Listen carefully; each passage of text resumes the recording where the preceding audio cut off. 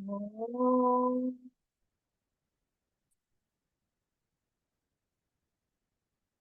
திருமூலரின் திருவடிகளை வணங்கி இந்த வகுப்பை தொடங்குவோம்.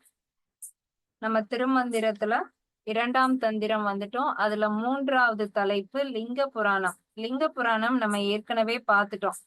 லிங்கம் ஒரு குறியீடா கொண்டு அதுல இருந்து வரக்கூடிய கதைகள் சில திருமூலர் விவரிச்சிருந்தாரு.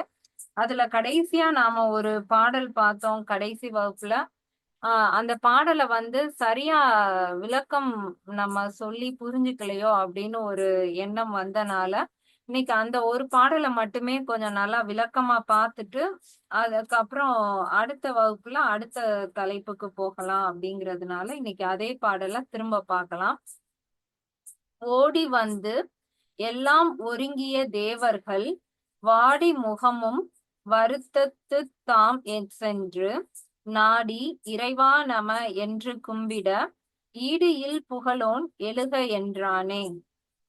இதுக்கு நம்ம என்ன விளக்கம் பார்த்தோம் அப்படின்னா, ஓடி அப்படின்னா நம்ம ஏதாவது ஒரு பதட்டமான சூழ்நிலையில நம்மளால ஏதோ ஒண்ணு செய்ய முடியல அப்படின்னாதான் நம்ம ஓடி வருவோம். அந்த மாதிரி ஓடி எல்லாம் ஒருங்கிய தேவர்கள், ஒருத்தர் மட்டும் ஓடி வரல, பல தேவர்கள் ஓடி எல்லாரும் ஒருங்கிய அப்படின்னா ஒன்று இணைந்திருக்கிறார்கள். இது எந்த கதைன்னா, அந்த பார்க்கடலை கடைஞ்சி அமுதம் எடுக்கும் போதுதான் அந்த தேவர்கள் விஷத்தை என்ன செய்யன்னு தெரியாம ஒரு பதட்டத்தோட ஓடி தேவர்கள் எல்லாரும் ஒண்ணு சேர்ந்து என்ன செய்யலான்னு வர அந்த கதையை சொல்லியிருக்காரு. வாடி முகம் எல்லாம் வாடி போச்சு அவங்களுக்கு. இதுக்கப்புறம் என்ன செய்யறதுன்னே தெரியாத ஒரு சூழ்நிலையில முகம் வாடி வருந்தத்து, ரொம்ப மனசு வருத்தத்தோட தாம் சென்று, அவங்க எல்லாரும் சென்று நாடி இறைவா நம, யார போய் சரணடைகிறாங்களாம்? சிவபெருமான போய் நாடி அவர்கிட்ட இறைவா நம அப்படின்னா நமச்சிவாயா நீதான் பார்க்கணும் அப்படின்னு சொல்லி அவங்க கிட்ட போய் அனைத்தையும் சரண்டர் பண்ணிட்டு என்று கும்பிட, அவங்க எல்லாரும் சேர்ந்து தேவர்கள் எல்லாரும் சேர்ந்து ஒண்ணு சேர்ந்து கும்பிடும் போது ஈடு இல் புகழோன் எழுக என்றானே. அந்த ஈடு இணையற்ற புகழை உடைய சிவபெருமான் தேவர்களை பார்த்து எழுந்து வாங்க நான் பாத்துக்கிறேன் அப்படின்னு சொல்லி அருள் செய்தாரு. இதுதான் அந்த கதை. போன வாரம் பார்த்தோம். இல்ல நமக்கு என்ன தோணுச்சுன்னா, அப்ப ரொம்ப சிம்பிளா, அப்ப நமச்சிவாயா அவ்வளவுதானே சொல்லணும், சொல்லிட்டா போதுமா?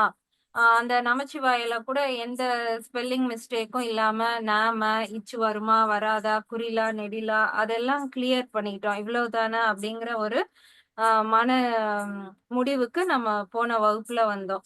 ஆனா இதுல அவர் என்ன சொல்ல வர்றாரு அப்படின்னா, இறைவனை உள்ளுர உணர்ந்து சொல்லணும் அப்படிங்கிறதான் சொல்ல வந்திருக்காரு. அதை நம்ம தெளிவா புரிஞ்சுக்கிட்டோமா அப்படிங்கிறதுக்காக இன்னைக்கு பாக்குறோம். இதுக்கு ஒரு சின்ன கதை. ஒரு நல்ல பணக்காரர் ஒருத்தர் இருக்காரு. அவருக்கான ஏதோ ஒரு மனசுல ஒரு குறை இருக்கு, ஏதோ ஒரு நிம்மதியே இல்லை. அதனால ஒரு ஞானிட்ட போயிட்டு, இந்த மாதிரி எனக்கு எல்லாமே இருக்கு, ஆனா என்னால நிம்மதியாவே இருக்க முடியல, நான் என்ன செய்யட்டும்னு போய் கேட்கவும், அவர் ஒரு நாளைக்கு நீ 108 தடவை நமசிவாய சொல்லு அப்படின்னு சொல்லவும், இவருக்கு ரொம்ப ஈஸியா இருக்கு, இவ்வளவுதானே சொல்லிட்டா போச்சு அப்படின்னு சொல்லிட்டு வருவாரு. எப்படி நம்ம 108 தடவை சொன்னோம் அப்படின்னு தெரிஞ்சுக்கிறது அப்படிங்கறதுக்காக அவர் என்ன பண்ணுவாராம், நமச்சிவாயா அப்படிங்கிற பேர்ல இருக்கிற ஒருத்தரை அவருடைய வேலையாளா வேலைக்கு வச்சுக்குவாரு. வச்சுட்டு அவர்கிட்ட சொல்லிடுவாரு, நான் காலையில எந்திரிச்சதுல இருந்து நைட்டு வரைக்கும் நான் உன்னை கூப்பிட்டுக்கிட்டே இருப்பேன். நமச்சிவாயா எனக்கு தண்ணி கொண்டு வா, நமச்சிவாயா காரை எடுத்துட்டு வா, இப்படின்னு நான் சொல்லிக்கிட்டே இருப்பேன். நான் ஒரு நாளைக்கு 108 தடவை உன்னை கூப்பிடுறேன்னா நீ கணக்கு வச்சுக்கோ அப்படின்னு சொல்லுவாரு. அவரும் சரின்ட்டு, வேலைக்கு வந்தவர் தானே சரின்னு சொல்லிட்டு அந்த நமச்சிவாயங்கிற வேலைக்காரரு 108 தடவை வந்துருச்சான்னு கணக்கு பார்த்துக்கிட்டே இருப்பாரு. ஒரு மாசம் ஆயிருக்கும். இவருக்கு பெருசா அந்த நிம்மதி போன மாதிரியே இருக்காரு. பழையபடி அதே கவலை குழப்பம் இதெல்லாமே அவர்கிட்ட இருக்கும். திரும்ப அந்த ஞானிட்ட ஒரு மாசம் கழிச்சு போய் சொல்லுவாரு, நீங்க சொன்ன மாதிரி நான் 108 தடவை நமச்சிவாய சொன்னேன், ஆனா என்னுடைய நிம்மதி எனக்கு கிடைக்கவே இல்லையே, நான் இன்னும் அதே மாதிரி தான் இருக்கேன் அப்படின்னு சொல்லுவாரு. இதுதான் அந்த கதை. நமச்சிவாய அப்படிங்கிற அந்த சொல்ல வந்து நம்ம எப்படி உணர்ந்து சொல்றோம் அப்படிங்கிறதுதான் இருக்கு. கடமைக்காக சொல்லும்போது அதுல வந்து அந்த உயிரே இருக்காது. இறைவனை உணர்ந்து சொல்லணும். இப்ப இந்த கதையில வந்து நம்ம உடல்ல வரக்கூடிய மாற்றத்தை தான் சொல்லியிருக்காங்க. நம்ம ஒவ்வொரு நிலையிலையும் நமக்கு நல்லது, கெட்டது எல்லாமே நடக்கும். நம்ம மனசார எதுக்குமே நாம பொறுப்பு கிடையாது. எல்லாமே இறைவன் அப்படின்னு சொல்லி நம்மள அவருக்கு முழுமையா நாம அர்ப்பணிச்சுட்டு இறைவனை கும்பிடும்போது தான் வந்து அந்த அந்த நற்கதி வந்து நமக்கு கிடைக்கும். அப்படி பார்த்தோம்னா நமக்கு இறைவனுக்கு வந்து எந்த உருவமும் கிடையாது, எந்த பெயரும் கிடையாது. அதுதான் திருவாசகத்துல சொல்லியிருப்பாரு. ஓர் நாமம் ஓர் உருவம் ஒன்றும் இல்லாதார்க்கு ஆயிரம் திருநாமம் பாடி நாம் தெல்லேனும் கொட்டோமோ அப்படின்னு சொல்லியிருப்பாரு. அதாவது சிவபெருமானுக்குன்னு இதான் பேரு, இதான் உருவம்னு கிடையாது. நம்ம அல்லான்னு கூப்பிட்டாலும் அவருதான் இறங்கி வர போறாரு. முருகான்னு கூப்பிட்டாலும் அவர்தான் வர போறாரு. பராசக்தின்னு கூப்பிட்டாலும் அவர்தான் வர போறாரு. இல்ல நம்ம குலதெய்வம் பேர் எதை சொல்லி கூப்பிட்டாலும் அவர்தான் வர போறாரு. ஏன்னா அவருக்கு எந்த பேருமே இல்லைங்கிறப்ப நம்ம என்ன பேர் சொன்னாலும் அவர் இறங்கி வந்துருவாரு. நாம ஆனா மனசார கூப்பிடணும். இதுதான் இந்த பாடல்ல சொல்ல வந்திருக்காங்க. அப்ப நம்ம எதுனாலும் சொல்லலாமே. ஏன் எல்லாருமே இந்த நமச்சிவாய அப்படிங்கிற இந்த 5 எழுத்த மட்டுமே ஏன் அவருக்கு ஒரு மந்திரமா வச்சிருக்காங்க? இந்த நமச்சிவாயக்கு பேரே வந்து 5 எழுத்து மந்திரம் அப்படின்னு வச்சிருக்காங்க. பேர் இல்லாதவருக்கு எந்த பேர்னாலும் வைக்கலாம்ல. ஏன் இதுதான் மந்திரம், அவருக்கான மந்திரம்னு சொல்லியிருக்காங்க. அப்ப அதோட பொருள் நமச்சிவாயக்கு என்ன பொருள்னு தெரிஞ்சாதான் நாம அதை ஏத்துக்கிட்டு அதை சொல்லி அவரை வந்து கூப்பிட ஆரம்பிப்போம். அதனால இன்னைக்கு வகுப்புல அந்த நமச்சிவாயக்கு என்ன பொருள் அப்படின்னு பார்க்கலாம். ஏன்னா எல்லாருமே வந்து நமச்சிவாய தான் சொல்லியிருப்பாங்க. மாணிக்க வாசகரும் சிவபுராணம் ஆரம்பிக்கும் போதே நமச்சிவாய வாழ்க அப்படின்னு தான் இறைவனை சொல்லியிருப்பாரு. அப்பர் சுவாமிகளும் நற்றுணை ஆவது நமச்சிவாயமே அதைத்தான் சொல்லியிருப்பாரு. ஞான சம்பந்தர் சொல்லும் போதும் நாதன் நாமம் நமச்சிவாயவே அததான் சொல்லியிருப்பாரு. வள்ளலாரும் பெற்ற தாய் தனை மக மறந்தாலும் அதுல நமச்சிவாயத்தை நான் மறவேனே அதான் சொல்லியிருப்பாரு. சிவவாக்கியரும் ஆனவஞ்செழுத்துளே அண்டமும் அகண்டமும் எல்லாருமே இந்த அஞ்செழுத்தை தான் வந்து சொல்லியிருக்காங்க. ஏன் வேற சிவபெருமானுக்கு எத்தனையோ பெயர்கள் இருக்கு, அதை எடுக்காம ஏன் நமச்சிவாயவ சொல்லியிருக்காங்க? அதை இன்னைக்கு பார்க்கலாம். இந்த நமச்சிவாய அப்படிங்கிற 5 எழுத்துக்கு வந்து பலரும் பலவிதமான இத வந்து சேர்த்திருக்காங்க. இப்ப நமச்சிவாயங்கிறது 5 எழுத்து. 5 உள்ள எல்லாமே அதோட பொருந்தும். இப்ப பஞ்சபூதங்கள்னு எடுத்துக்கிட்டா அது இந்த 5க்குள்ள இருக்கும். 5 ஞானேந்திரியங்கள் கண், காது, மூக்கு 5 வகை ஞானம் எடுத்துக்கிட்டா அதுவும் பஞ்சபூதத்துல இருக்கும். இப்ப நம்ம பார்த்தோம் இல்லையா, பதி, பசு, பாசம் இந்த 3ஐயும் இந்த 5க்குள்ள நாம வந்து பிரிக்கலாம். அதே மாதிரி 5 உலோகங்கள் அப்படின்னு சொல்லுவாங்க. இரும்பு, வெள்ளி, தங்கம், ஈயம், செம்பு இந்த 5 தான் வந்து உலோகங்கள் அப்படின்னு எடுத்துப்பாங்க. இந்த 5ம் பஞ்சபூதங்களோட சேரும். அதே மாதிரி 5 நிறங்கள், 5 உப்புக்கள், எந்த இது 5 எடுத்தாலும் அது எல்லாமே இந்த நமச்சிவாயத்துக்குள்ள வரும். நம்ம உடலை வந்து 5 கூறுகளா பிரிச்சோம் அப்படின்னாலும் அது வந்து இந்த 5 எழுத்துக்குள்ள வரும். அது நம்ம ஒன்னொன்னா பார்க்கலாம். சோ 5க்கு வந்து பலவிதமான பொருள் இந்த 5 எழுத்தோட நம்ம வந்து ரிலேட் பண்ணலாம். அடுத்து எழுத்து. எழுத்து அப்படிங்கிறதுக்கான பொருள் என்ன? தமிழ்ல ஏன் ஒவ்வொரு எழுத்துக்கும் எழுத்து அப்படின்னு வச்சிருக்காங்க? எழு அப்படின்னா என்ன அர்த்தம்னா எழுந்து வர்றது, மேல எலும்பி வா, ஒரு ஒரு எழுச்சி வேணும் அப்படின்னு சொல்றோம் இல்லையா? அப்போ உள்ள இருந்து ஒண்ணு மேல எலும்பி வர்றதான் வந்து எழு அப்படின்னு சொல்லுவோம். இந்த தமிழ் எழுத்துக்களை வந்து உருவாக்கியவர் அகத்தியர் அப்படின்னு பாக்குறோம். அப்ப அந்த அகத்தியர் வந்து ஒவ்வொரு எழுத்தையும் அவர் வந்து பார்த்திருக்காரு. நம்ம வந்து எழுத்த ஒரு ஓசையா அதுக்கப்புறம் எழுதி பார்த்திருக்கோம். அவர் அதுக்கு வரி வடிவம் கொடுக்கறதுக்கு முன்னாடியே அந்த எழுத்த வந்து பார்த்து அவர் தானே உருவாக்கி இருக்காரு. அப்ப ஆக்கு இந்த வடிவம் அப்படின்னு அவர் ஏன் கொடுத்தாருன்னா அந்த அந்த ஓசைய வந்து அவர் கண்ணால பாக்குறாரு. காதால கேக்குறதோட கண்ணால வந்து பாக்குறாரு. எப்படி ஆங்கிற அந்த சொல் வந்து முதல் சக்கரத்துல உள்ள இருந்து மேல எழும்பி வருது. அந்த சவுண்டுக்கு ஏத்த மாதிரி அது வருது அப்படிங்கிறத அவர் பார்த்திருக்காரு. இது நமக்கு எப்படி புரிஞ்சுக்கலாம்னா, ஒரு பவுல்ல தண்ணி எடுத்துட்டு, அந்த பவுல வந்து நம்ம இப்படி தட்டுனோம் அப்படின்னா, அது இப்படி வட்டம் வட்டமா அந்த தண்ணீல வந்து ஒரு டிசைன் வரும். ஆ அந்த இப்ப நம்ம தட்டுறத கொஞ்சம் வேகமா தட்டுனோம்னா, அந்த ரவுண்டு வந்து அது வேற மாதிரி வரும். இல்ல வேற மாதிரி தட்டுனா, அந்த டிசைன் வேற மாதிரி மாறும். அப்ப அந்த சவுண்டுக்கு ஏத்த மாதிரி அதுல வந்து வடிவம் மாறுது. அதுதான் நம்ம பார்க்கிறோம். அந்த சவுண்ட நம்ம கண்ணால பார்க்கிறோம். அதே மாதிரி தான் நம்ம உடலுக்குள்ளயும் இந்த உயிர் எழுத்துக்கள் அப்படின்னு நம்ம அந்த சவுண்ட சொல்லும்போது, ஒவ்வொரு சக்கரத்துல இருந்தும் அவரால அந்த வடிவத்த வந்து பார்க்க முடியுது. ஒரு ஒரு ஒளி பிழம்பா அத வந்து அவரால பார்க்க முடியுது. பார்த்து அந்த வடிவத்த அப்படியே வந்து அவரு குடுக்குறாரு. இந்த மாதிரி தான் அவர் ஒவ்வொரு எழுத்தையும் வந்து வடிவமைச்சிருக்காரு. நம்மளா சும்மா எழுதின எழுத்துக்கள் கிடையாது. அது நம்ம உடலுக்குள்ள அந்த ஒரு ஒளியுமா கலந்து அந்த எழுத்துக்கள் மேல எழும்பி வர்றத அப்படியே பிடிச்சு அவங்க வந்து எழுதுனது தான் வந்து எழுத்துக்கள். அப்ப உயிர் எழுத்துக்கள் 12 படிக்கிறோம் அப்படின்னா, அது வந்து 6 சக்கரங்கள். ஒவ்வொரு சக்கரங்கள்லயும் இருந்து குரில், நெடில்னு ஒவ்வொரு விதமான சத்தங்கள் வருது. அது வந்து 12 உயிர் எழுத்துக்களா இருக்கு. மெய் எழுத்துக்கள் அப்படிங்கிறது சக்கரங்கள் அல்லாத நம்மளுடைய உடல். மெய் அப்படிங்கிறது உடல். அந்த உடல்ல இருந்து வரக்கூடிய ஒவ்வொரு எழுத்துக்களும் மெய் எழுத்துக்கள்.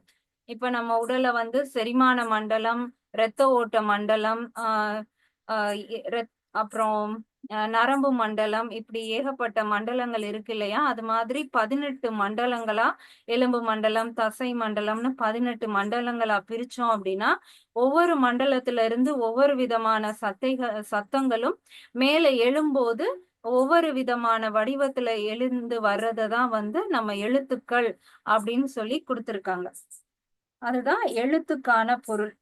அடுத்து மந்திரம். மந்திரம் அப்படின்னா, ஆ அது வந்து ஒரு மாயாஜாலம் மாதிரி. அ இப்போ ஒரு இந்த நமச்சிவாயன்னு சொன்ன உடனே எனக்கு தலைவலி போயிருச்சு அப்படின்னா, அந்த நமச்சிவாய அப்படிங்கிறது ஒரு மந்திரம். இதுதான் வந்து மந்திரத்துக்கான பொருள். அப்ப இந்த நமச்சிவாய தான் மந்திரம்னு யார் சொல்லிக் குடுத்தா? இப்ப நெறைய மந்திரங்கள் இருக்கு. காயத்ரி மந்திரம், சாவித்ரி மந்திரம். ஆ ந இந்த மந்திரங்கள் எல்லாம் யார் வந்து சொல்லிக் குடுத்தா? நம்ம Googleல போய் இப்ப சர்ச் பண்ணி வைக்கிறோம்னு வைங்க. காயத்ரி மந்திரம் யார் எழுதுனதுன்னா, அதுக்கு வந்து விடையே இருக்காது. அ அது வந்து ஒரு மந்திர சத்தம். அ யாரோ ஒருத்தருடைய காதுல வந்து அது கேட்க போயி, அவங்க அப்படியே அந்த சத்தத்த வந்து அவங்க சொல்லி, அது அப்படியே வழி வழியா வந்திருக்கு. அப்போ ஒருத்தருக்கு மட்டும் கேட்டிருக்காது. திடீர்னு ஒரு சத்தம் வந்து மேல இருந்து எப்படி இடி இடிக்குதோ, அதே மாதிரி ஒரு ஸ்டேஜ்ல பல பேருக்கு ஒரு மந்திர சத்தம் வந்து காதுல கேட்டிருக்கும். அத அவங்க அப்படியே வந்து திரும்ப சொல்லி, அத அத வந்து மந்திரமா கொண்டு வந்திருக்காங்க. ஞானிகளால அந்த சத்தத்த வந்து கேட்டு கொண்டு வந்திருக்க முடிஞ்சிருக்கும். அதனால தான் இந்த மந்திரங்கள் வந்து யாரு உருவாக்குனாலே இருக்காது. இது எல்லாமே வேதங்கள்ல கூறப்பட்டது. இதுக்கு நம்ம பொருள் இதெல்லாம் தேட முடியாது. ஆனா, அந்த இறைவனே நமக்கு வேதமா காதுக்குள்ள ஓதுனனால, அதுக்கு வந்து நல்ல எஃபெக்ட் இருக்கும் அப்படின்னு சொன்னாங்க. இப்ப அந்த மந்திரம் வந்து எப்படின்னா, எப்படி அகத்தியர் வந்து அந்த தமிழ் எழுத்துக்கள் நமக்குள்ள எழுந்து வர்றத பார்க்குறாங்களோ, அதே மாதிரி பலரால அந்த மந்திரத்த வந்து பார்க்க முடியும். இந்த மந்திரம் வந்து மிகப்பெரிய ஒரு இடி முழக்கம் மாதிரி வந்து, நம்மளுடைய காதுகள்ல விழும்போது, அ எப்படி அந்த ஒரு பவுல்ல நம்ம ஒரு மணலோ, இல்ல தண்ணியோ எடுத்துட்டு ஒரு சத்தம் குடுக்கும்போது, அதுல அந்த அந்த ஒலிய வந்து நம்மளால பார்க்க முடியுதோ, அது மாதிரி இந்த மந்திரங்கள் வந்து பூமியில வந்து விழும்போது, அந்த நிலப்பரப்பு இருக்கு இல்லையா? அந்த ஏக்கர் கணக்கான நிலங்கள்ல, அந்த மந்திரம் வந்து அப்படியே ஒரு சின்ன அடையாளத்த ஏற்படுத்திரும். அது அ ஒரு ஒரு இடத்துல பள்ளம், மேடு அப்படியுமா வந்துரும். அதுதான் வந்து எந்திரம் அப்படின்னு சொல்லுவோம். அந்த மந்திரத்துல இருந்து வந்த அந்த உருவம் தான் வந்து எந்திரம். அந்த எந்திரத்த தான் அந்த காலத்துல என்ன பண்ணியிருக்காங்கன்னா, அப்படியே கோயில்களா எழுப்பியிருக்காங்க. பழங்காலத்து கோயில்களை பார்த்தோம்னா அத வந்து சிமெட்ரிக்கலா நம்ம 4ஆ பிரிச்சு பார்த்தோம்னாலும் அப்படியே ஒரே மாதிரி இருக்கும். அதுதான் வந்து அந்த மந்திரத்தினால எழுப்பப்பட்ட கோயில்கள். அத இப்ப எப்படி அந்த காயத்ரி மந்திரம் வந்து சொன்னா நமக்கு பவர் இருக்கு அப்படின்னு நம்புறோமோ, அதே மாதிரி அந்த கோயில்களுக்கும் அந்த பவர் இருக்கும். அந்த அந்த மந்திரம் தான் எந்திரமா அப்படி கட்டப்பட்டிருக்கு. அதத்தான் நாம வந்து ஒரு சின்ன தகடுலயும் அந்த மந்திரங்கள வந்து எப்படி அந்த ஓசைக்கு ஒரு வரி வடிவம் குடுக்குறோமோ, அதே மாதிரி அந்த மந்திரங்களுக்கு ஒரு வரி வடிவம் குடுத்து, அததான் எந்திரமா நம்ம வீட்ல இதுலலாம் சிலர் மாட்டுவாங்க, சிலர் விப்பாங்க. அது உண்மையான எந்திரமா என்னன்னு தெரியாது. ஆனா எந்திரம் வந்து இப்படிதான் உருவாக்கப்படுது. மந்திரத்துல இருந்து அதனுடைய வடிவமா எந்திரம் வந்து உருவாக்கப்படுது. அ எப்படி அகத்தியர் வந்து அந்த சவுண்ட பாக்குறதுல அவ்வளவு தேர்ச்சி பெற்றவரா இருந்து ஒவ்வொரு சொற்களையும் உருவாக்குனாரோ, அதே மாதிரி தான் ராவணன். ராவணனால அந்த அந்த மந்திரம் அந்த பூமியில எந்த இடத்துல எப்படி விழுது அப்படிங்கிறதுல பாக்குறதுல வந்து மிக சிறந்த ஒரு சிவபக்தர் தான் வந்து ராவணன். ஆ அதனாலதான் ராவணன் கட்டின கோயில்கள் வந்து கோயில்களுக்கு அவ்வளவு பவர் இருக்கும். ராவணன் கட்டின கோயில் மாதிரி இப்ப வர யாராலயுமே கட்ட முடியாது. ஏன்னா, அகத்தியர் அளவுக்கு அவருக்கு வந்து ஒரு ஞானம். அந்த மந்திரத்த பார்க்கக்கூடிய ஒரு ஞானம் இருக்கு. எந்த இடத்துல எந்த மந்திரம் இருக்குன்னு அவர் பார்த்து, அந்த இடத்துல அதே மந்திர வடிவத்துல கோயில் எழுப்புறனால தான் ஸ்ரீலங்கால நெறைய பழமை வாய்ந்த அந்த சிவன் கோயில்கள் ராவணனால கட்டப்பட்டதுக்கு வந்து இன்னமும் அந்த அளவுக்கு வந்து பவர் இருக்கு. இப்ப நம்ம ராவணனுடைய கதையும் வந்து இதுக்கு முன்னாடி லிங்க புராணத்துல பார்த்திருந்தோம். ஆம் 350வது பாடல். அந்த 20 தோள்களோட சேர்த்து அவர் வந்து அந்த கைலாய மலையவே பேர்த்தெடுப்பாரு. அந்நேரம் சிவபெருமான் வந்து கால் பெருவிரல வச்சு ஒரு அழுத்தம் குடுத்த உடனே, அவர் வலி தாங்க முடியாம சரணடைஞ்சிருவாருன்னு. அது வந்து கொஞ்சம் சிம்பிளா குடுத்துட்டாங்க. ஆனா அதுல என்ன என்ன ஆகும்னா, அவர் அந்த அந்த மலைக்கு அந்த இடுக்குல மாட்டும்போது, அவர் எப்படி ஆ வெளியில வந்தாரு அப்படின்னா, அவர் வந்து யாழ் இசை வந்து மீட்பாரு. வீணை வாசிக்கிறதுல ராவணனுக்கு நிகர் யாருமே கிடையாது அப்படின்னு நம்ம கதைகள்ல எல்லாம் படிச்சிருப்போம். அவர் வந்து யாழ் இசை வாசிக்கும்போது, அவருடைய இசையில மயங்கி சிவபெருமான் வந்து அந்த கால எடுத்துட்டு ராவணன வந்து விடுவிச்சாரு அப்படிங்கிறது தான் அந்த கதை. இது வந்து ராவணனுக்கு எப்படி சிவபெருமானுடைய அருள் கிடைத்தது அப்படிங்கிறதுக்கான கதை. அவர் போயி அந்த கைலாய மலைய கேட்கிறது இதெல்லாம் அவரோட அகங்காரம். நமக்குள்ளயும் அந்த அகங்காரம் எல்லாமே இருக்கும். அந்த 10 விதமான குணங்கள் எல்லாமே இருக்கும். அந்த அகங்காரத்துல நம்ம ரொம்ப ஆடுவோம். அப்ப சிவபெருமான் அந்த அகங்காரத்தெல்லாம் நமக்கு குறைச்சிட்டு, அதுல இருந்து விடுவிச்சுட்டு நமக்கு வந்து அருள் புரிவாரு. அதே மாதிரி தான் ராவணனுக்கும் வந்து அருள் செய்தாரு. அப்ப ராவணன் எப்படி வந்து சிவபெருமான நோக்கி தவம் இருந்தாரு அப்படிங்கிறது தான் அந்த யாழ் வாசிக்கிறது. இந்த நமச்சிவாய அப்படிங்கிறதுல அந்த கடைசி எழுத்து வந்து யா. ஆஹ் இவரு ராவணன் வந்து அவர் கண்டுபிடிச்ச அந்த அந்த இன்ஸ்ட்ருமெண்ட் அந்த பானத்துக்கு பேரு தான் வந்து யாழ். அந்த யாழ் அப்படிங்கிற அந்த பெயரே வந்து அவர் எப்படி அதுக்கு வச்சாரு அப்படின்னா, யாழ் அப்படிங்கிறது ஒரு முத்திரை. நமச்சிவாயால நம்ம எப்படி யான்னு சொல்லி முடிக்கிறோம், அதே மாதிரி யாழ்ல அந்த யாழ ஆரம்பிச்சு இல்லுக்காக நாக்க வந்து நம்ம உள்ள மடக்கி வைக்கிறோம். அதுவே ஒரு முத்திரை. யாழ்ன்னு சொல்லும் போதே வந்து நம்ம வந்து ஒரு அந்த நமச்சிவாய சொல்லும்போது என்ன கிடைக்குமோ, அதோட எஃபெக்ட் வந்து அந்த யாழ் சொல்லும்போதே கிடைக்கும். அந்த யாழோட அமைப்பு எப்படி இருக்கும்னா, நம்மளுடைய மூலாதாரத்துல இருந்து அந்த 7வது சக்கரம் வரைக்கும் ஒரு நரம்பு வந்து எப்படி போகுமோ, அதே அமைப்புல வந்து ராவணன் உருவாக்குன அந்த அதுதான் வந்து யாழ் இசை. அதுல இருந்து வரக்கூடிய இசை தான் வந்து யாழ் இசை. அதுல வந்து சில இதுல 10 நரம்புகள் இருக்கும். 7, 3 அந்த மாதிரி ஒவ்வொரு யாழுலயும் ஒவ்வொரு விதமா இருக்கும். இப்ப நம்ம பாட்டு கிளாஸ்லாம் போனா நமக்கு தெரியும். அந்த மிஸ் கையில ஒரு வீணை இருக்கும். ஸ்டூடண்ட் கையில ஒரு வீணை இருக்கும். பாட்டு ஆரம்பிக்கிறதுக்கு முன்னாடி அவங்க 2 பேரும் செக் பண்ணுவாங்க. 2ம் வந்து ஒரே ஃப்ரீக்வன்சில இருக்கான்னு. நம்மளும் அந்த கம்பிய மீட்டணும்.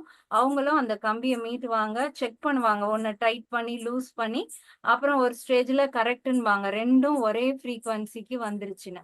அப்ப அந்த யாழ இசைக்கும்போது, நம்ம உடல்ல இருக்கிற அந்த நரம்பும், அந்த யாழ்ல இருக்கக்கூடிய நரம்பும் 2ம் வந்து ஒரே ஃப்ரீக்வன்சில மேட்ச் ஆகும்.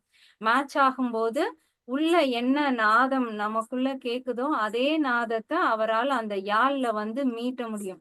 அப்படிதான் வந்து அவரு சிவபெருமான அடைஞ்சாரு.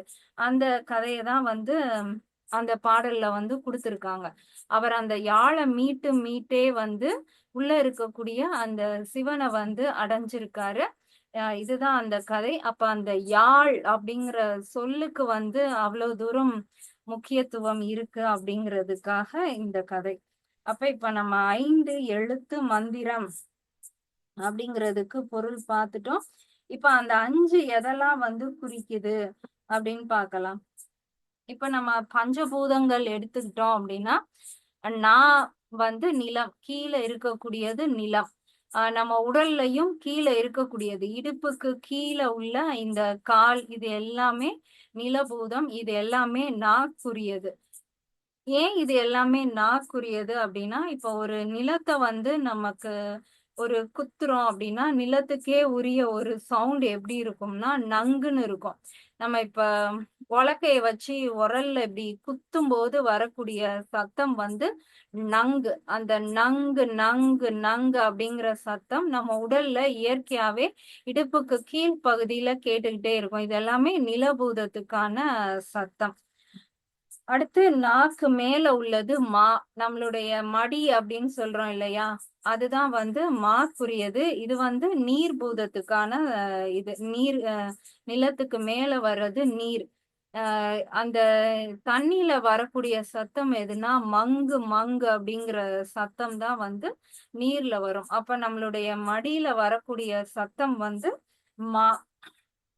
அடுத்து சி அப்படிங்கிறது மடிக்கு மேல நம்மளுடைய இந்த தோள்பட்டை இருக்கு இல்லையா? இந்த தோள்பட்டை முன்னாடி நெஞ்சு பகுதி இந்த ஏரியா தான் வந்து நெருப்பு பூதம். அந்த நெருப்பு எரியும் போது வரக்கூடிய சத்தம் வந்து ஷிங் ஷிங்குங்கிற அந்த சத்தம் தான் வந்து நெருப்புக்கான சத்தம். அடுத்து வா அப்படிங்கிறது நம்மளுடைய இந்த தொண்டை வாய்ப்பகுதி. இந்த ஏரியா தான் வந்து காற்று பூதமான வாய்ப்பகுதி. இங்க வரக்கூடிய சத்தம் வந்து வங்கு. காற்று வேகமா வீசும்போது அதுல வங்கு வங்கு அப்படிங்கிற ஒரு சத்தம் வந்து கேட்கும். லாஸ்டா நம்மளுடைய தலைப்பகுதியில இருக்கக்கூடிய அந்த பூதம் ஆகாய பூதம், அதுல இருக்கக்கூடிய சத்தம் வந்து யங். இந்த நம்ம ஒரு வெறும் வாட்டர் பாட்டில் ஏதாவது ஒண்ணு காதுல வச்சோம்னா அதுல வரக்கூடிய சத்தம் வந்து யங் அப்படின்னு வரும். வெற்றிடத்துல இருந்து வரக்கூடிய சத்தம் அதுதான் நம்ம தலைக்குள்ள இருக்கும். அப்ப நம்ம நல்லா உட்கார்ந்துட்டு நம சிவய அப்படின்னு சொல்லும்போது அந்த பஞ்சபூதத்துல ஒவ்வொரு பூதங்களா நம்ம வந்து உணர்ந்து கடைசியா அந்த ஆகாய பூதத்துல வந்து நம்மளால போய் உணர முடியும். அதுக்காக இந்த நமச்சிவாய அப்படிங்கிற அந்த மந்திரத்தை சொல்லும்போது நம்ம இதுக்கு முன்னாடி என்னெல்லாம் பார்த்தோமோ அது எல்லாமே அந்த சொல்லுல வந்து நடக்கும். இப்ப இந்த நம்ம நம்மளுடைய உடல் இயங்குறது எல்லாமே வந்து உப்புக்களால தான் வந்து இயங்கும். நம்ம என்ன உணவு சாப்பிட்டாலும் அதுல வந்து கீரையா அதுல இருக்கிற கால்சியம் போனுக்கு, அயனா அதுல இருக்கிற இது இப்ப பேரிச்சம்பழமா அதுல இருக்கிற அயன் வந்து ரத்தத்துக்கு அப்படின்னு சொல்லி அந்த உப்புக்களை தான் நம்மளுடைய உடல் வந்து எடுத்துக்கும். அப்படி பார்க்கும்போது நம்ம உடல்ல இருக்கக்கூடிய இந்த அப்படிங்கிற நிலம் வந்து ஆண் தன்மை கொண்டது. நம்ம சாப்பிடக்கூடிய உணவுகள்ல இருக்கக்கூடிய இந்த ஆண் உப்பு அப்படின்னு சொல்லக்கூடியது அந்த ஆண் தன்மை கொண்டது எல்லாமே அந்த அப்படிங்கிறதுல இருக்கும். மா அப்படிங்கிறது நீர் நீர்த்தன்மைக்குரியது. அது எல்லாமே வந்து பெண் தன்மைக்குரியது. ஒரு ஒரு ஒரு இத உற்பத்தி பண்றது இது எல்லாமே வந்து இந்த பகுதியில இருக்கக்கூடிய அந்த பெண் தன்மையால நடக்கக்கூடியது. அதே மாதிரி சி அப்படிங்கிற அந்த நெருப்பு பூதம் இதுவும் வந்து ஆண் தன்மை கொண்டது. இந்த ஆற்றல் இது எல்லாமே வந்து அந்த நெருப்பு பூதமான இந்த இடத்துல அந்த ஆண் தன்மை கொண்ட அந்த உப்புக்களை எடுத்து இருக்கும். அடுத்து பெண், இந்த காற்று அப்படிங்கிறது திரும்ப பெண் தன்மைக்குரியது. அப்ப இது ரெண்டும் தான் வந்து மேட்ச் ஆகும். ம சீவ. இந்த யா மட்டும் என்னன்னா அது வந்து அழித்தன்மை கொண்டது. அது ஆண்லையும் சேர்த்தி கிடையாது, பெண்லையும் சேர்த்தி கிடையாது. எப்படி இந்த இடக்கலை பிங்கலை வந்து ஒண்ணு சேருதோ இந்த இடத்துல இருக்கக்கூடியதுதான் வந்து அந்த ஆ தன்மை கொண்டது. 1 செகண்ட்.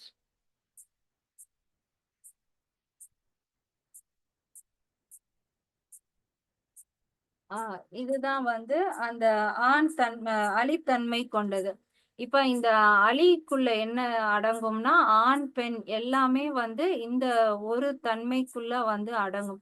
அதனாலதான் அந்த யாக்கு வந்து அவ்வளவு இம்பார்ட்டன்ஸ் கொடுத்து அந்த ராவணன் சொன்ன அந்த முத்திரை யாழ் அப்படிங்கிற அந்த ஒரு முத்திரை சொல்லும் போதே இந்த பஞ்சபூதங்களும் அதுக்குள்ள அடங்கும். நம்மளால அந்த அடுத்த நிலை அத வந்து நம்மளால உணர முடியும். இன்னும் பல இதா வந்து இந்த நமசிவாயத்தை வந்து பிரிக்கலாம். அந்த யா அப்படிங்கிறது தான் அந்த சிவன் வெளியில இருந்து உள்ள இறங்கி வரக்கூடிய நிலை அப்படின்னு எடுத்தோம்னா ஆஹ் அந்த வ அப்படிங்கிறது வந்து ஆண் சக்தி பெண் சக்தி, சிவனும் சிவையுமா அது ரெண்டும் அப்படியே உள்ள இறங்கி பிரியும். அடுத்து இங்க ஷீன்னு வரும்போது இந்த நெருப்பு பூதத்துக்கு வரும்போது அதுதான் 3 விதமான அக்னிகளா உள்ள இறங்கி நமக்குள்ள வந்து இருக்கும். காம பசி, வயிற்று பசி, அந்த பசி தீக்கள் காமத்தீ, பசி தீ, ஞானத்தீன்னு அந்த ஷீ அப்படிங்கிற அந்த ஆற்றல் தான் வந்து உள்ள இறங்கும். 3 நிலைகளா பிரியும். அடுத்து மா அப்படின்னு வரும்போது அதுதான் வந்து 4 விதமான நீரா வந்து உள்ள பிரியும். நம்ம ஹார்மோன்ஸ்ல இருக்கிறது ஒரு நீர், நம்மளுடைய ரத்தத்துல இருக்கிறது ஒரு நீர், அப்புறம் நம்மளுடைய உடல்ல தேவையான நீரா சில இடங்கள்ல இருக்கும். அப்புறம் தேவையற்ற நீரா இந்த வெயிட்ட கூட்டுறது எல்லாமே அந்த தேவையற்ற அமநீர் அப்படின்னு சொல்லக்கூடிய 4 நீரா அது இறங்கும். அடுத்து லாஸ்டா நா அப்படிங்கிறது நிலபூதமா இருந்து இது எல்லாத்தையுமே அதுக்குள்ள அடக்கி வைக்கும். அதுதான் வந்து இந்த மாதிரி பல விஷயங்கள் வந்து இந்த நமச்சிவாய அப்படிங்கிற அந்த உடலுக்குள்ளேயே அடங்கும். நம்மளுடைய உடலை வந்து 5ஆ பிரிச்சோம்னா அந்த நா அப்படிங்கிறது இத்தனை தொழிலையும் செய்யும். அந்த நா அப்படின்னா என்னன்னா அந்த ஓசை, அந்த சத்தம் அதுல இருந்து வரும்போது வரக்கூடிய ஒரு அதிர்வு, அத நம்ம கண்ணால பார்க்கும்போது அதுல வரக்கூடிய அந்த எழுத்து, இது எல்லாமே இத்தனை வேலைகளை வந்து பாக்குது. அப்ப அந்த நம சிவயன் சொல்லும் போதே நம்ம உடல்ல வந்து எல்லா மாற்றமும் ஏற்படும், ஆரோக்கியம் தானாகவே வரும். அதனால இந்த நமசிவாய பத்தி பேசணும்னா அந்த ஒரு எழுத்து என்னென்ன வேலை பார்க்கும், அதுல இருந்து வரக்கூடிய அதிர்வு என்னெல்லாம் செய்யும் அப்படின்னு பார்க்கும்போது அது அந்த காலத்துல அதை தான் முறைப்படுத்தி ஒரு மந்திரமா வச்சிருக்காங்க. நம சிவய. இப்ப நம்ம இத சொல்லி சொல்லி நம்மளுடைய உடலும் மனமும் ஒரு பக்குவத்துக்கு போயிடுச்சு அப்படின்னா அடுத்து வந்து சிவனமய அப்படி மாத்தி சொல்லக்கூடிய ஒரு பக்குவம் வரும். அடுத்து இந்த நம்ம எப்படி இந்த சக்கரங்கள்ல பார்ப்போம் இல்லையா, நம்ம நார்மல் லைஃப்ல இருக்கிற வரை இந்த 3 சக்கரங்களுக்குள்ளதான் இருக்கும். எப்ப நம்ம 4வது சக்கரத்துக்கு மேல வந்துட்டோமோ அப்ப அந்த கீழே இருக்கிற சக்கரங்களுக்கு வேலை இல்லைன்னு. அப்போ ஒரு ஸ்டேஜுக்கு அப்புறம் சிவயன் மட்டும் மேல மட்டும் சொல்லுவோம். அப்புறம் இந்த சிவ அப்படிங்கிறதுக்குள்ளேயே அனைத்தையும் அடக்குவோம். இந்த மாதிரி அந்த மந்திரங்களை வந்து நம்மளுடைய உடல் மனதுக்கு ஏத்த மாதிரி அந்த மந்திரங்களையும் வந்து மாத்தி மாத்தி உச்சரிக்கிறதுக்கு வந்து பழக்கப்படுத்துவாங்க. இப்ப நமசிவய மந்திரம் வந்து நமசிவயங்கிறது இறைவனை மட்டும் குறிக்கக்கூடிய ஒரு பெயரோ ஒரு வார்த்தையோ வந்து கிடையாது. நம்ம உடலுக்குள்ள இருக்கக்கூடிய ஒரு மாற்றம் தான். அந்த ஒவ்வொரு சொல்லையும் நம்ம உச்சரிக்கும் போது அது மந்திரமா நம்ம உடலுக்குள்ள மாற்றத்தை ஏற்படுத்துது. இதுதான் வந்து இன்னைக்கு நமச்சிவாயவை நாம புரிஞ்சுக்கணும். அத சும்மா நம்ம சொல்லணும்னு இல்ல. அத உணர்ந்து சொல்லணும். நான் இப்ப கீழ இருந்து மேல எழும்பி வருது. அடுத்து அதுக்கு மேல இருக்கக்கூடிய எழும்பி வருது. இங்க போய் முடியுது. அப்படிங்கிறத உணர்ந்தும் சொல்லணும். நம்மள சுத்தி வரக்கூடிய பிரச்சனைகளா இருக்கட்டும், இன்பம், துன்பம் எதுவா இருக்கட்டும், அது எல்லாமே இறைவனுக்கு சமர்ப்பணம். அவன் பார்த்துக்குவான் அப்படின்னு ஒரு ஒரு ரிலாக்ஸான மனநிலையோட நாம இருக்கணும் அப்படிங்கிறது தான் இந்த பாடலுக்கான பொருள். அவ்வளவுதான். இனி அடுத்த வகுப்புல நம்ம அடுத்த தலைப்பு போகலாம். இப்ப இன்னைக்கு கிளாஸ்ல இதுவரை நம்ம என்ன புரிஞ்சுக்கிட்டோம் அப்படிங்கிறத டிஸ்கஸ் பண்ணலான்னு யோசித்தேன்.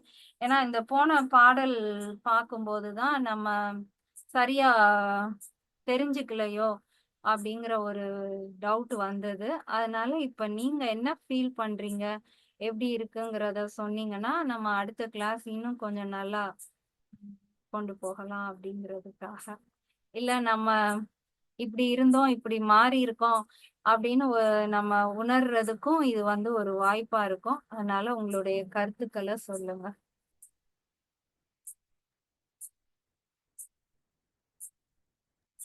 அக்கா, செல்ஃப் ரியலைசேஷன் பண்ண முடிஞ்சதுக்கா கொஞ்சம். அதாவது நம்மளை பத்தி ஒரு நல்லது கெட்டது அது என்னன்னு புரியுது. ஆனா ஃபுல்லா சேஞ்ச் பண்ண முடியல. ஆனா கொஞ்சம் கொஞ்சமா மாறலாம் அப்படிங்கிறது தோணுதுக்கா. அது மாதிரி இந்த திருமூலர் சொல்ற மாதிரி கல்வி, செல்வம் இது எல்லாமே மாயை தான். நமக்குள்ள இருக்கிறது தான் உண்மை. அப்படிங்கிறது புரியுது. அதெல்லாம் நடைமுறைப்படுத்த முடியல. ஆனா ஓரளவுக்கு பரவாயில்லக்கா. முன்னாடி ஆஹ் இருந்ததுக்கு கொஞ்சம் சேஞ்சஸ் தெரியுதுக்கா எனக்கு. நம்மளால அப்புறம் செயல்படுத்த முடியல அப்படின்னாலும் புரிஞ்சுக்கிட்டோம். கட்டாயம் என்னைக்காவது ஒரு நாள் நாம செயல்படுத்துவோம். உம் அதே மாதிரி இந்த எல்லா உயிரினமும் ஒண்ணுதான். முன்னாடி இந்த புழு, பூச்சி அது வேற நம்ம வேறன்னு இருக்க மாதிரி இருக்கும். இப்ப நம்மளும் அது மாதிரிதான். நம்ம உடம்பும் ஒரு மாயை தான். அப்ப நம்ம சோலை நம்ம உணரணும். அப்ப கர்மா பண்ணக்கூடாது அப்படிங்கிறது நம்ம அவாய்ட் பண்ணணும் அப்படின்னு நினைப்பு வருதுக்கா. சரி சரி. அது மாதிரி இந்த மெடிடேஷன் பண்ணும்போது ஒரு அமைதி இருக்குக்கா. அது மாதிரி நம்ம தானா ஒரு அழுகை வருது. அந்த அழுகை வந்துட்டா மைண்ட் தெளிவா இருக்குக்கா நேரம். அப்புறம் நீங்க நிறைய கதைகள் சொன்னீங்களக்கா. கடவுள் ரிலேட்டடா முன்னாடி நமக்கு நிறைய கதைகள் சொல்லியிருப்பாங்க. அது நம்ம ரியலாவே நடந்ததா நம்ம நினைச்சிருப்போம். ஆனா இப்போ நீங்க அதை ரிலேட் பண்ணி சொல்லும் போது அது நமக்குள்ள நடக்கிறத தான் நடக்க போறது, இப்படி இப்படி நடக்கும் அப்படிங்கறது தான் அவங்க கதையா சொல்லியிருக்காங்க, வடிவமைச்சிருக்காங்க அப்படிங்கிறது இப்ப புரியுதுக்கா. அது வேற அதே மாதிரி இத வச்சு வேற எந்த கதைய பார்த்தாலோ கேட்டாலோ நம்ம நம்ம உடம்புக்குள்ள இதை எதை ரிலேட் பண்ணி இதை சொல்றாங்க, இந்த கருத்தை சொல்றாங்க அப்படிங்கறத கொஞ்சம் யோசிக்க முடியுது. மொத்தத்துக்கு இந்த கிளாஸ் ரொம்ப நல்லா இருக்கு, திருமந்திரம் கிளாஸ். நம்மளுக்குள்ள நம்மள உணர்றதுக்கு ஒரு ஹெல்ப்ஃபுல்லா இருக்கு. சரி சரி சரி. அவ்வளவுதான்க்கா. Okay okay Sundar. ஓகேக்கா, தேங்க்யூ. தேங்க்யூ சுந்தர். அண்டத்துல இருக்கிறது தான் பிண்டமும் அப்படின்னு பிண்டத்திலயும் இருக்குங்கிற ஒரு கான்செப்ட் திருமந்திரத்துல சொல்லி இருக்கிறத நல்லா உணர முடியுது பிரியா. வெளியே நம்ம என்னென்னலாம் செய்யறோமோ அதெல்லாம் நம்ம உடம்புக்குள்ளேயும் நம்ம தெரிஞ்சுக்கிறோம், அறியிறோம், அதுதான் நடக்குது அப்படிங்கிற ஒரு கான்செப்ட் உணர முடியுது. அதே மாதிரி அவங்க சிந்து சொன்ன மணிக்கு ஒவ்வொரு ஸ்டோரியும் ரிலேட் பண்ணும்போது நம்மளோட பாடியவும் நம்மளோட உடம்பையும் அதையும் ரிலேட் பண்ற மாதிரியே இருக்கு. ஃபார் எக்ஸாம்பிள் இப்ப சொன்னீங்கல்ல அந்த மேருமலையை கடைஞ்சு எடுக்கிறது, அது நம்ம மூச்சு காட்டுறதான் அவர் அப்படி சொல்லியிருப்பாரு. ஆனா அந்த காலத்துல அது ஒரு கதையா சொல்லியிருப்பாங்க. அதை உணர்ந்து பார்க்கும்போது அது நம்ம உடம்புல நடக்கிறது, அததான் நமக்கு ஒரு ஸ்டோரியா அவங்க சொல்லியிருக்காங்க. அப்படிங்கும்போது இப்ப ஒவ்வொரு ஸ்டோரியும் சிந்து சொன்ன மணிக்கு ஒவ்வொரு ஸ்டோரியும் கேட்கும் போது அப்பனா இதெல்லாம் நம்ம பாடியோட தான் ரிலேட் பண்ணியிருப்பாங்க அப்படின்னு ஒரு இது புரியுது. அதே மாதிரி நீங்க சொன்னீங்கல்ல இந்த யந்திரம், தந்திரம், மந்திரம் சொன்னீங்கல்ல, அது எப்படின்னா நீங்க இந்த சிதம்பரம் கோயிலை பத்தி ஒரு தடவை எக்ஸ்பிளைன் பண்ணியிருக்கீங்க. சிதம்பரம் கோயில் நம்ம உடம்புல இருக்கிறது தான் அப்படியே கோயிலா இருக்குங்கிற மணிக்கு இப்ப நீங்க சொல்லும் போது உண்மையிலேயே அது கரெக்டா தான் இருக்குமோங்கிற ஒரு இது இருக்கு. நம்ம உடம்புல எத்தனை எலும்புகள், நரம்பு மண்டலங்கள் இதெல்லாம் அவங்க கோயில்ல ஒவ்வொன்றையும் கரெக்டா கணிச்சு செஞ்சிருக்காங்கல்ல. அப்படின்னா அதெல்லாம் உணர்ந்து அவங்க அந்த காலத்திலேயே கெட்டியிருக்காங்க.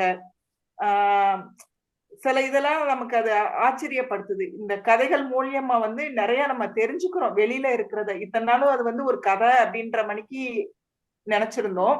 பட் இது வந்து திருமந்திரத்திலையும் நம்ம சொல்லும் போது நீங்க அது கொடுக்குற எக்ஸ்பிளனேஷன் வந்து வெளியில இருக்கிறது தான் நம்ம உடம்புக்குள்ள இருக்குங்கிறத வந்து தெரிய முடியுது. ஆஹ் அதை உணர்ந்து நம்ம கூடிய கொஞ்சம் கொஞ்சமா நம்மளுடைய மாற்றங்கள் வந்து தெரியுது இதுல. ரொம்ப ஃபுல்லா இல்லைனாலும் கொஞ்சம் கொஞ்சம் மாற்றங்கள் இருக்கதான் செய்யுது. இன்னொன்னு நம்ம அந்த நைட் டைம் படிக்கிறோமா, இத படிச்சு முடிச்சுட்டு நம்ம அப்படியே படுக்கும் போது நமக்குள்ள ஒரு அமைதி, ஒரு ஒரு பீஸ்ஃபுல்லான ஒரு இதை உணர முடியுது பிரியா. சரிக்கா சரிக்கா. அதனால இந்த திருமந்திரம் கிளாஸ் வந்து ரொம்ப நல்லா இருக்கு. நமக்கு மைண்ட் ரிலேட்டடாவும் சரி, நம்மளுடைய உடம்பையும் நல்லா உணர முடியுது எனக்கு வந்து. தேங்க்யூ பிரியா. தேங்க்யூக்கா.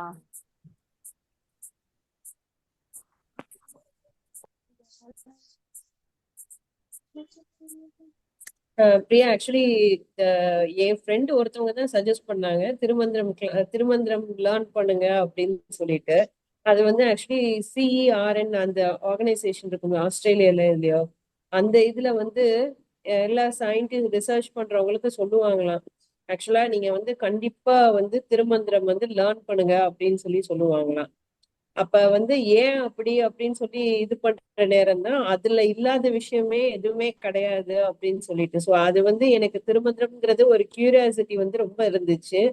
அது போக நம்ம யோகா கிளாஸ்ல வந்து லேர்ன் பண்ற நேரம் நீங்க அந்த சக்கராஸ் பத்தி சொல்றதும் எனக்கு வந்து ஆக்சுவலி ஃபர்ஸ்ட் ஒண்ணுமே தெரியாது. ஆனா இப்ப கொஞ்சம் கொஞ்சமா அதுலயும் ஒரு சைடு இங்கிட்டும் திருமந்திரம் கிளாஸ் ஒரு பக்கம் அப்படிங்கிற நேரம் ரெண்டு பக்கமும் கொஞ்சம் கேட்கறது வந்து ரெண்டையும் கொஞ்சம் லிங்க் பண்ணி கோரிலேட் பண்ற மாதிரி இருக்கு. நல்லா இன்ட்ரெஸ்டிங்கா போகுது. அது நீங்க எக்ஸ்பிளனேஷன் வந்து பயங்கர சூப்பர். அதாவது எப்படி அந்த சக்கராஸ வந்து எவ்வளவு டீட்டெயிலா எங்களுக்கு சொல்ல முடியுமோ அவ்வளவு டீட்டெயிலா சொல்றீங்க. ஆனா என்ன எங்களுக்கு தான் அந்த அறிவு வந்து கொஞ்சம் எட்ட மாட்டேங்குது. நிறைய திருப்பி திருப்பி கேட்டா மட்டும்தான் அது வந்து எங்க மைண்டுக்குள்ள ரெஜிஸ்டர் ஆகிற மாதிரி இருக்கு. அதனால நீங்க மைண்ட் பண்ணாம அதை திருப்பி திருப்பி நீங்க அப்பப்ப சொல்லுங்க. மற்றபடிக்கு எக்ஸ்பிளனேஷன்லாம் ரொம்ப சூப்பரா இருக்கு.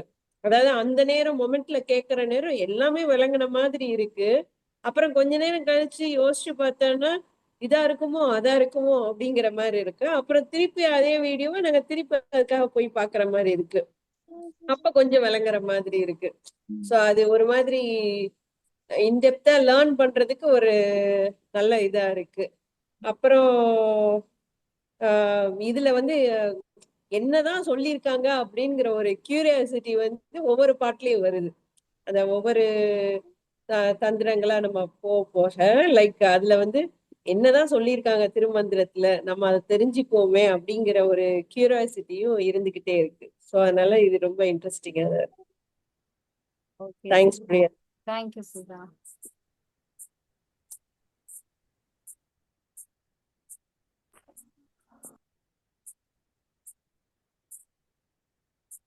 வேற யாரும் சொல்றதுன்னா சொல்லலாம். இல்ல ஏதாவது கிளாஸை இப்படி மாத்தலாம், இத சேர்க்கலாம், ஒரு குவிஸ் மாதிரி அப்பப்ப நம்ம என்ன படிச்சோங்கிறத ரீகால் பண்ற மாதிரி கொஸ்டின் ஆன்சர் செஷன் மாதிரி ஏதாவது. இல்ல சிந்து வந்து அன்னைக்கே சஜஸ்ட் பண்ணாங்க மெடிடேஷன் மாதிரி லாஸ்டா கொஞ்ச நேரம் எப்படி பண்றது அந்த மாதிரி ஏதாவது சேர்க்கலாம் அப்படிலாம் சொன்னாங்க. ஏதோ உங்க கருத்துக்கள் இருந்தா சொல்லலாம். இந்த நமசிவாய நம்ம உணர்ந்து பண்ற மாதிரி ஏதாவது பண்ணலாம்க்கா. என்னது? நமசிவாய இப்ப நம்ம தனியா சொல்லும் போது நம்ம இதாத்தானே சொல்றோம். நீங்க சொன்ன மணிக்கு ஏதாவது வேலையை பார்த்துட்டு செஞ்சுட்டு வேணும் நம்ம சொல்லிட்டு இருக்கோம். சோ கிளாஸ்ல சிந்து சொன்ன மணிக்கு நம்ம இந்த வார்த்தையை உணர்ந்து சொல்லும் போது இன்னும் நல்லா இருக்கும் தோணுது. எல்லாரும் சேர்ந்து உட்காந்து சொல்லும் போது அது கொஞ்சம் அந்த பிராக்டிஸ் இருந்துச்சுன்னா அதுக்கு அடுத்து தனியா உட்காந்து அது சொல்றதுக்கு நல்லா இருக்கும் தோணுது. கொஞ்ச நாள் அந்த பிராக்டிஸ் இருந்தா நல்லா இருக்கும். வாரம் ஒரு நாள் வேணா நம்ம இந்த கிளாஸ் முடிஞ்சதும் ஒரு சின்ன தியானம் மாதிரி நாம வைக்கலாம்.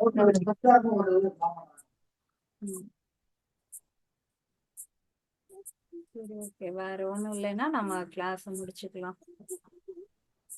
பிரியா, இப்ப நீங்க சொன்னீங்கல்ல இந்த ஆண் தன்மை பெண் தன்மைங்கிறது வந்து சொன்னீங்கல்ல, இது வந்து ராசியோடையும் கனெக்ட் ஆகுமா பிரியா? எதோட? இந்த ஆண் ராசி பெண் ராசி அப்படின்னு சொல்றாங்கல்ல, ஆமாங்கக்கா. இந்த நிலபூதம் வந்து அதோடையும் கனெக்ட் ஆகுமான்னு கேக்குறேன். நிலபூதம் நீர்பூதம் இந்த பஞ்சபூதங்களும் அந்த ராசியோடையும் கனெக்ட் ஆகுமா? எல்லா இதுலயுமே ஆண் பெண் அலின்னு பிரிப்பாங்கக்கா. ராசிகள்லயும் பிரிப்பாங்க.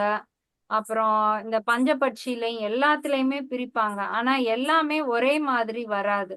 இப்ப நம்ம உடல்ல வந்து நிலம் ஆண் தன்மை கொண்டதா இருக்கும். ஆனா பஞ்சபட்சியில அது வந்து பெண் தன்மை கொண்டதா இருக்கும். ஆனா அந்த டாபிக் படிக்கும்போது நாம அதை தெளிவா படிச்சா அது புரியும்க்கா.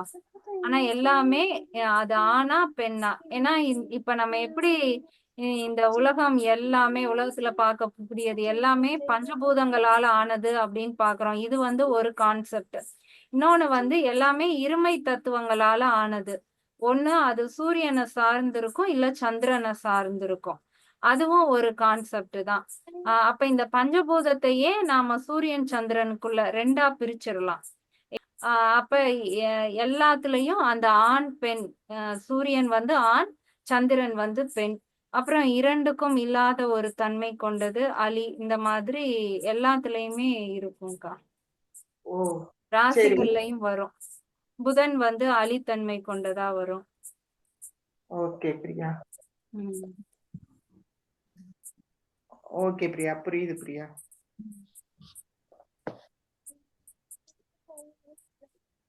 மேம், நான் ஜானகி. Thank you ma'am. நான் வந்து இங்க திருமந்திரம் கிளாஸ் வந்து நான் கண்டினியூவா வரல. ஆக்சுவலா இதான் நான் ஃபர்ஸ்ட் கிளாஸ் அட்டன் பண்றேன். ஏன்னா சிவராத்திரி அன்னைக்கு நீங்க சிவ புராணம் எடுத்தீங்க பாத்தீங்கல்ல, ஆமா. நான் அன்னைக்கு தான் ஃபுல் டே அந்த கான்செப்ட் நல்லா கேட்டேன் உங்க இதை வந்து. ஆக்சுவலா கடவுள் நம்ம மனுஷங்களை எப்படி பார்ப்பாங்க, நல்லவனும் கெட்டவனும் எல்லாருமே. மியூட் ஆயிடுச்சு ஜானகி. இந்த திருமந்திரம் இதெல்லாம் நம்ம கேட்க கேட்க நமக்குள்ள இருக்கிற அவங்க சொல்றாங்களா நம்மளோட நெகட்டிவிட்டி எல்லாமே போயிடும், பாசிட்டிவா இருக்க சொல்லும். பிளஸ் கர்மா சேர்க்க நம்மளுக்கு தோணாது. சத்கர்மா எது நல்லது பண்ணா நம்மளுக்கு நல்ல கர்மா வரும்னு அந்த ஒரு என்ன சொல்றது அதை ரியலைஸ் பண்ற அளவுக்கு இந்த விஷயங்கள்லாம் கொண்டு போகும். அந்த ஆன்மீக வழியில கண்டிப்பா அது வந்து ஒரு மாதிரி நல்ல பாசிட்டிவிட்டியா இருக்கும், நல்லா இருக்கும். சோ இந்த மாதிரி நீங்க இந்த குரூப்புக்கு இந்த வாய்ப்பு கொடுத்து நீங்க இவ்வளவு தூரம் ஸ்பெண்ட் பண்ணி நீங்க கிளாஸ் எடுக்கிறீங்க, நிஜமா இது ஒரு நல்ல விஷயம். ரொம்ப நன்றி. நன்றி ஜானகி. நான் இனிமே கிளாஸ் கண்டினியூவா நான் அட்டென்ட் பண்றேன். இனிமே நான் கிளாஸ் கண்டினியூ பண்றேன். இதான் ஃபர்ஸ்ட் டைம் நான் சேர்ந்து பாக்குறேன். சரி இனிமே சரி. கிளாஸ் நான் கண்டிப்பா சேர்ந்துக்கிறேன். Okay, thank you ma'am. Thank you thank you. Priya, உன் கிளாஸ் ரொம்ப சூப்பரா இருக்கு. எங்களுக்கு லைஃப்ல எல்லாம் ஏதாவது பிரச்சனை வர்ற நேரம்லாம் முந்தி ரொம்ப கஷ்டமா இருக்கும். இப்ப வந்து ஒரே நோக்கத்தோட தான் நம்ம போகணுங்கிறது நல்லா புரியுது. உன்னோட கிளாஸ் பண்ண நிறைய கிளாஸ் வந்து லிமிட்டடா வச்சிருப்பாங்க. நீ அப்படி கிடையாது, எத்தனை பேர்னாலும் வாங்க வாங்க நான் உங்களுக்கு சொல்லி தரேன் எல்லாம் போற. ரொம்ப நல்லா. ரொம்ப சரி மாமி. சரி மாமி. யோசிச்சுட்டே இருக்கிற மாதிரி நல்லா இருக்கு. சரி சரி மாமி. தேங்க்யூ மாமி. இன்றைய வகுப்புல உங்களுடைய கருத்துக்களை பகிர்ந்துகிட்ட அனைவருக்கும் நன்றி. அடுத்த வகுப்பு இன்னும் இதை விட நல்ல முறையில் கொண்டு போகலாம் அப்படிங்கிறதுக்கு இது நல்ல ஒரு உற்சாகமாக இருந்தது. நன்றி. அடுத்த வகுப்பில் பார்க்கலாம்.